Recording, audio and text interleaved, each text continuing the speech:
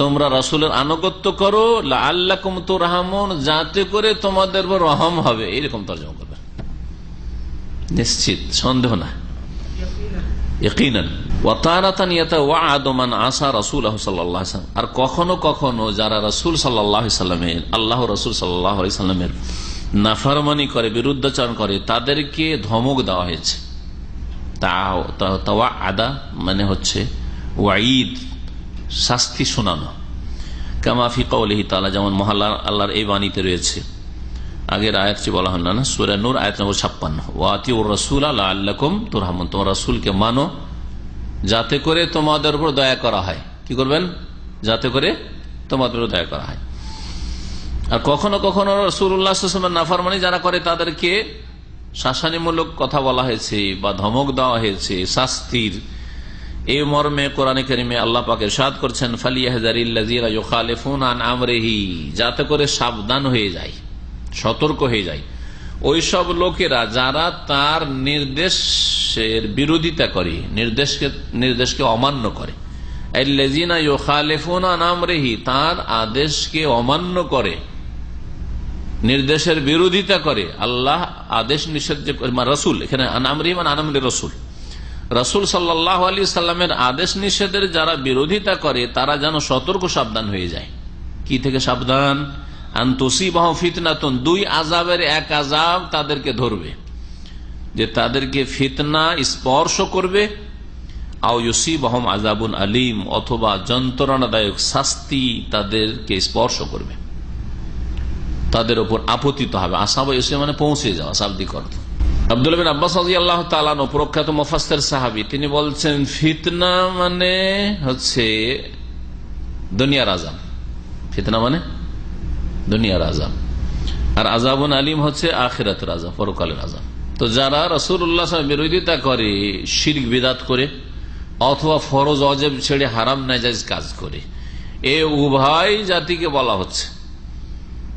শিরক বিদআত করে সে মুসলিম সমাজের লোক হইতে পারে, অথবা কাফের শিরক কুফরি করে, ওতে কাফেরও শামিল, যেগুলো অমুসলিম সেগুলো শামিল। আর যারা মুসলিম সমাজের গুনাহগার ফাসিক, কিছু নামাজ পড়ে, কিছু পড়ে না, কিছু রোজা রাখে, কিছু রাখে না, কিছু যাকাত দেয়, কিছু দেয় না, কিছু কখনো পর্দা করে, কখনো পর্দা করে না, সৌদি আরব আসলে পর্দা করে, দেশে গেলে তো সব খুলে। যারা নবীর নাফরমানি করে তাদের উপর হয় দুনিয়ার আযাব আসবে, ফিতনা দুনিয়ার আযাব। আর দুনিয়ার বহু আযাব রয়েছে, তার মধ্যে সবচেয়ে বড় আযাব হচ্ছে হেদায়েতের তৌফিক না হওয়া। বিদাতির ওপর সবচেয়ে বড় যেটা আল্লাহর মার, আল্লাহর আযাব, সেটা হচ্ছে বিদাতি যেহেতু বিদাতকে, গুনহার কাজকে, পাপের কাজকে সওয়াব নেকি মনে করে, মিলাদ করে সওয়াব মনে করে, শোক মাতম করছে আশুরাই, আর বুক চাপড়াচ্ছে, আর শরীরকে রক্তে রক্তিত করে দিচ্ছে। দেখেছেন এসব দৃশ্য কি? ছোরা নিয়ে এইভাবে মারছে, করছে এই খবিস মালাউন গুলো।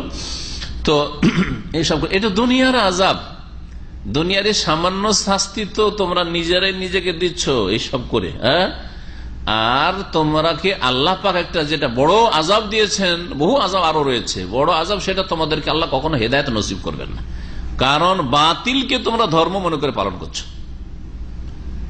কারণ মানুষের যদি ছেলে মেয়ের ক্ষয়ক্ষতি হয়, ধন সম্পদের ক্ষয়ক্ষতি হয়, বা নিজের যদি প্রাণনাশ হয়, আর সহি ইমানের হালাতে থাকে, তো জান্নাতটা তো পাবে, ঠিক কিনা? কিন্তু দুনিয়াতে যদি হেদায়েত হারা হয়ে যায়, রাস্তা হারিয়ে দেয় জান্নাতের, কখনো জান্নাত যেতে পারবে না। এইসব শিরক বিদআতের ধর্ম পালন করে কোনো জান্নাত যেতে পারবে না। তাই এটা সবচেয়ে বড় আযাব। তো এর জন্য ফিতনাতুনের ব্যাপক অর্থ দুনিয়ার আযাব, কিন্তু সবচেয়ে বড় আযাব মনে রাখবেন, যেই আযাবটা প্রত্যেক বিদাতির উপর হয়, যে হেদায়েত হয়ে না আসে। আর অতক্ষণ পর্যন্ত বিদাতি হেদায়েত হয় না যতক্ষণ পর্যন্ত তার মগজে এই কথা না ঢুকে যেন আমি ভুল কাজ করছি। আর সাধারণত ভুল কাজ করছি এই কথা তার মগজে ঢুকে না, কারণ মনে করে যে ওয়াহুম ইয়াহসাবুনা আন্নাহুম ইহসানুন, শোনা ভালো কাজ তো করছি আমরা, কি মন্দ কাজ করছি মিলাদ করে, কি মন্দ কাজ করছি হালুয়া রুটি করেছি, কি মন্দ করছে তাজিয়া মাতব করে, শোক প্রকাশ করছে নবীর নাতির জন্য। জি হ্যাঁ, খুব ভালো কাজ করছি, এই ধারণা তাদের। আও ইউসিবাহুম আযাবুন আলীম, আও অথবার অর্থ হয় আর কখনো কখনো দুটোই একত্রিত হইতে পারে। দুনিয়ার আযাব মানে আর আখিরাতে আযাব এমন কথা নাই। দুনিয়াতে কখনো কখনো আল্লাহ ছেড়ে দেন অনেক পাপীকে, অনেক বিদাতীকে হয়তো ছেড়ে দেন, অনেক পাপীকে ছেড়ে দেন আল্লাহ পাক রব্বুল আলামিন। হয়তো দুনিয়ার যেগুলিকে আযাব মনে করেছে, বালা মুসিবত মনে করছে, সেগুলি আসলো না, কিন্তু আখিরাতের আযাব নিশ্চিত রয়েছে। এই তুসিবহুম ফিতনাতুন ফি কুলুবিহিম মিন কুফরিন আও নিফাকিন আও বিদাতিন। এই জন্য ফিতনার তাফসীর করতে গিয়ে শেখ কি বলছেন, যে অন্তরে কুফরি এমন হয়ে বসে গেল যে কুফরি বের হইল না। নাস্তিক, একজন মুসলিমের নাস্তিক হয়ে যায়, এটা সবচেয়ে বড় আযাব তার জন্য। একজন মুসলিম ধর্ম নিরপেক্ষতায় বিশ্বাসী হওয়া সবচেয়ে বড় আযাব তার জন্য। ঈমান হারা একজন মুসলিম কমিউনিস্ট বিশ্বাসগত দিক থেকে, তার জন্য সবচেয়ে বড় আযাব। কারণ সে জান্নাতের রাস্তাতে নেই, জাহান্নাম। আল্লাহর গজব সবসময় হইতে আছে, তার ক্রোধ আল্লাহর বাড়তেই আছে তার উপর।